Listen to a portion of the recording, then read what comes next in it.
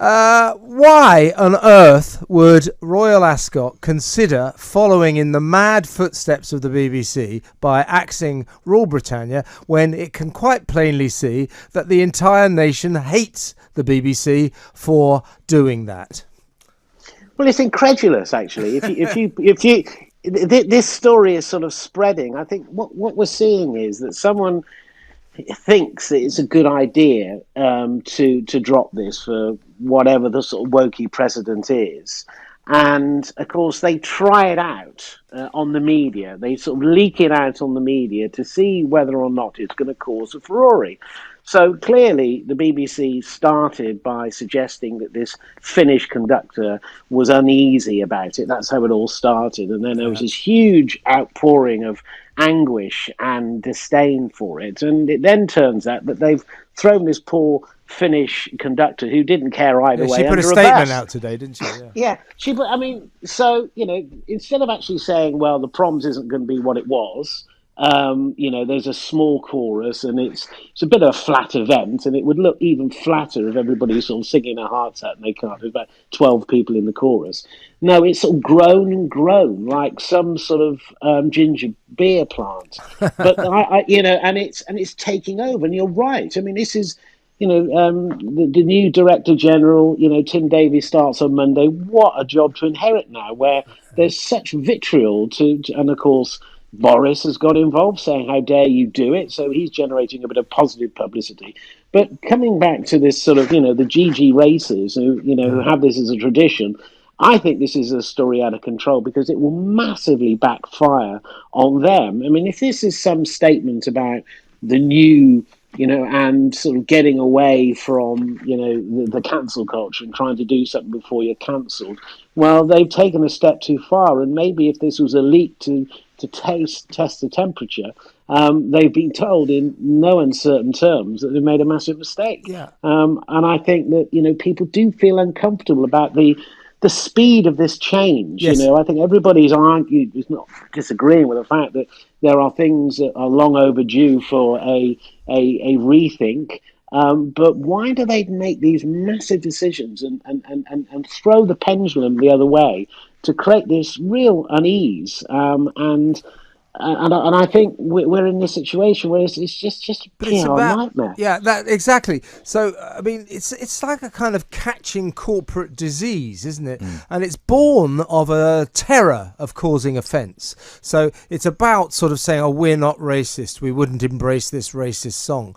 But in so doing, the people that they feel that they might offend, that's a very small number of people. The vast majority of people will be very offended should Ascot go through with what they're considering. We should stress they're only considering this at the moment, but why it is even on their agenda or their menu, I cannot conceive of why that is. It's just madness. Well, organisations want to sort of signal that they are thinking differently, that they are appealing to a younger audience, and this is gesture time.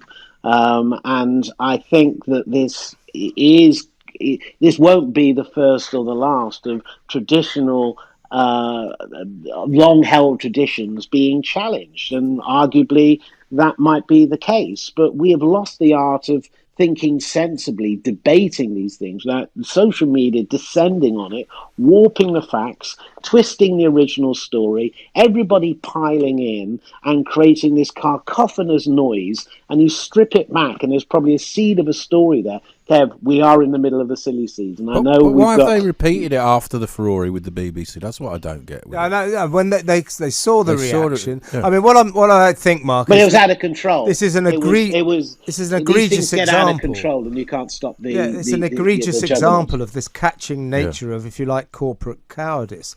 I think that at the root of all this, I don't think these corporations and organisations actually care about racial issues. What they're worried about is that if they're not seen to do the right thing, they might lose advertising revenue, because various organisations like Hope Not Hate will say this is an organisation or an event full of hate. Don't back it. Don't financially back it. So money's the root of this kind of evil, isn't it? Money is the root of most things. You were talking about it before, and it carries through this conversation. We're going to go through incredibly challenging times, and we're going to see a number of things that we accept actually going to the wall. And it's going to be very chilling for lots of people very soon. We're in the foothills of this crisis, unfortunately. But yes, what's of next, course, though? What do you predict God will be knows. the next crazy thing? I've given up predicting. The national What's anthem. the point? The national anthem. Wasn't it? Well, I already said some of the verses. I mean, jokes aside, if you Yeah. think Land of Hope and Glory and Royal Britannia, I mean, they are very, very close to our national Some anthem. people have said they should So be I national wouldn't anthems, yeah. mind betting that somewhere Yeah. down the line, Her Majesty's song comes under fire. Well, you could always cancel the royal family. Yeah. How far do you want to go? Well, they- Harry and Andrew, I'm all for that. Well, they owned the empire, didn't they, the royal family? I mean, in a way, they were responsible for the whole thing. Yeah, I mean, Well, we have to. We have a challenging history that is built on imperialism and exploitation, and most countries who were assailant in those times have sort of raped and pillaged across the globe. So we're in good company. Yeah, but it's so inconsistent and mad and sort of random. So if you take the British Museum, it's pulling down the Yeah. bust of its founder, Sloane, yeah. its founding father, Sir Hans Sloane, because of his links to slavery back in the 17th, 18th century, 300 years ago. But the statues of the pharaohs remain. Yeah. I seem to remember the pharaohs might have had something to do with slaves. Yeah. Well, I think that what it all comes back to, we're getting so far away from strong critical debate and people making critical decisions and actually looking at things from an even-handed point of view.